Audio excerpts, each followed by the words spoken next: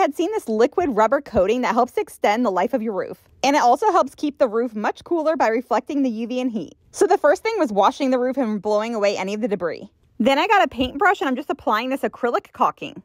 Any of the vertical pieces on the roof or anywhere there were seams or pipes coming up, you just want to make sure that you put this all around there.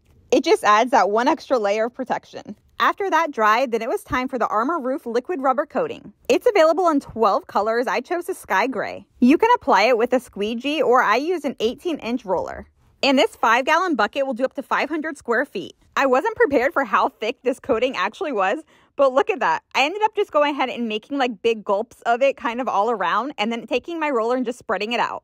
It ended up rolling out super easy. I was really glad that I had that larger roller, but just look at that coverage. So I just continued that same exact process on the entire roof. So not only will this rubber coating help extend the life of your roof, but it will also help reduce cooling costs. Here's what it looked like after one coat along the entire roof there, and you can see the first part there had already started drying.